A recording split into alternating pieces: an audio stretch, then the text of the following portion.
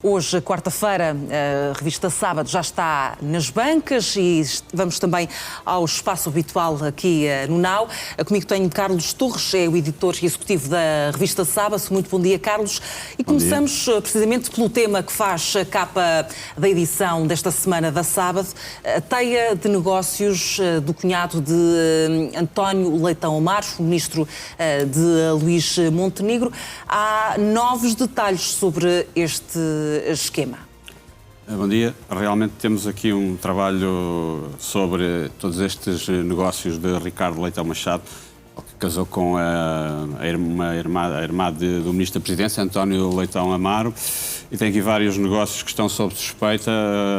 Ele realmente fez uma fortuna em poucos anos em Angola de 450 milhões de euros.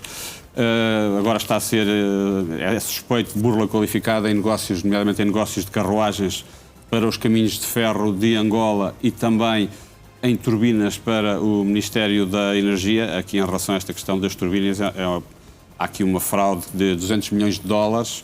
Aliás, o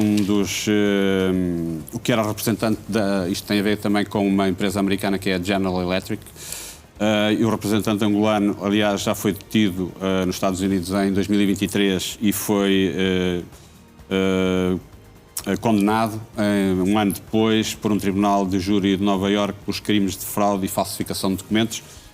Sobre isto, o Ricardo Leitão Machado diz que é falso, que foi ele que solicitou que realmente ele falsificasse essas cartas. Nós também falamos com ele. Mas depois há aqui várias questões, há essas questões todas dos negócios. O Ricardo Leitão Machado em Portugal já tinha sido em 2014 acusado de burla qualificada e falsificação de documentos, num processo em que ele teve que pagar 300 mil euros ao BPI, relacionado com, vocês falaram ali, do Fundo Florestal Permanente, mas depois há aqui realmente toda esta ligação, esta teia de ligações, nomeadamente começa com o PSD, porque ele foi militante da JSD, ainda hoje tem uma ligação com o advogado José Eduardo Martins, antigo deputado do PSD. Há aqui outras ligações com Álvaro Sobrinho, desde logo. Em 2012 ele foi apanhado em escutas a falar com Álvaro Sobrinho, que era então o presidente do BES Angola, isto num caso relacionado com o negócio dos créditos de carbono, que pretendia controlar as emissões de CO2, também com um tio de José dos Santos, a filha do antigo presidente José Eduardo dos Santos, que era então casada com um português, Hugo Pego, que conhecia Ricardo Machado da Universidade. Há aqui toda esta ligação. E ele, entretanto, tem estado a investir também nos últimos anos, tem aqui vários negócios em áreas como imobiliário, turismo e mesmo na agricultura. Há aqui uma história também que ele compra uma casa em Belém, aqui em Lisboa, por 750 mil euros e depois vende-a 3 anos depois sem qualquer mais-valia ao cunhado, ao ministro da Presidência. Comprou também a herdade do Val Feitoso, que é uma das maiores herdades privadas do país, que era ali que a família Espírito Santo organizava festas e caçadas. Comprou também hotéis na zona de Idanha Nova e em Monfortinho. Lançou uma marca de águas, portanto ele tem aqui vários negócios que tem estado agora, porque realmente amelhou toda aquela fortuna em Angola, e há aqui toda esta, que as pessoas podem ver todas estas ligações que temos aqui. É uma grande reportagem para poder também ler com atenção na edição de hoje. Passamos também para o outro tema, até porque estamos numa semana decisiva, estamos a poucos dias das eleições presidenciais, e a Sábado esteve também a acompanhar o dia-a-dia dos dois candidatos, António José Seguro e André Ventura. Houve aqui algumas particularidades que conseguiram detectar nestes dias que estiveram com os candidatos? Esta campanha para a segunda volta das presidenciais tem sido muito marcada por toda esta questão relacionada com as tempestades que têm assolado o país, nomeadamente ali na zona centro, na zona de Leiria. E isto aqui mostra, desde logo, há aqui alguns aspectos curiosos. Nós estivemos em reportagem com os dois candidatos. Mostra aqui duas formas de fazer campanha. Seguro tenta manter assim uma pose, digamos, mais já presidencial, mais de estadista, enquanto Ventura tem aquele discurso, se calhar um bocado ali mais fugir para o populista, que tenta capitalizar toda esta situação. Mas há aqui um dado muito curioso que a nossa repórter apanhou, digamos, que em vários sítios Seguro é já chamado de o presidente. venha Presidente, há numa fábrica, eu vou mostrar a fábrica ao Sr. Presidente, há toda, portanto, as pessoas, o seguro, ele diz aqui que temos que corrigir, tenta corrigir isto, porque eu não sou o melhor Presidente, ele fala aqui nisso, mas a verdade é que realmente já as pessoas têm esta maneira de se referir a António José Seguro.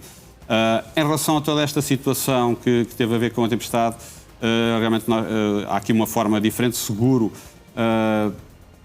teve uma atuação realmente muito mais comedida. Ele foi para o terreno, chegou lá ainda primeiro até do que Marcelo Rebelo de Sousa, mas nunca levou comitiva. Do que nós apuramos aqui, ele ligava para os presidentes de Câmara, para empresários, seguradoras, falou até com o próprio presidente da REN, mas ele diz aqui, eu quero ir sozinho para não atrapalhar os trabalhos.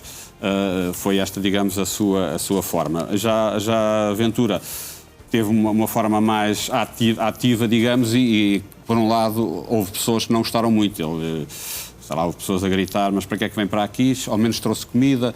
Ouviu coisas assim, bocas, digamos, que nem sempre foram agradáveis para o líder do Chega, que sempre também aproveitou para atacar o governo. Há aqui uma das frases que ele diz que é inaceitável que o governo fique 24 horas sem aparecer quando as pessoas mais precisam dele. E aproveitou também para, claro, dizer uma retórica que ele sempre também falou nos debates, que seguro não vai mudar nada e eu trago a mudança. Portanto, alguns aspectos aqui tivemos em reportagem em vários sítios, nomeadamente na freguesia onde ele cresceu, ali na zona de Sintra, em Algueirão Mãe Martins, onde ele diz que esta freguesia é um exemplo do país porque existe imigração descontrolada, criminalidade e baixos salários. Vamos avançar, até porque há aqui outro tema, até a Igreja que está a atrasar, aliás, os pagamentos às vítimas de abuso sexual. Qual é que é a razão em concreto? Portanto, este é um processo que tem a ver com o caso dos abusos sexuais, e agora surge aqui um relatório do Grupo Vita, que é uma equipa multidisciplinar de apoio às vítimas da Igreja, que fez este levantamento. Há aqui várias questões. Isto supostamente deveria estar concluído no final de 2025. Aliás, a Comissão Episcopal Portuguesa vem aqui pedir desculpa por, enfim, os prazos terem alargado. Há aqui várias questões. Houve, por exemplo, quiseram recolher mais alguns pedidos. Houve aqui uma questão relacionada com os critérios para determinar os valores que seriam atribuídos às vítimas.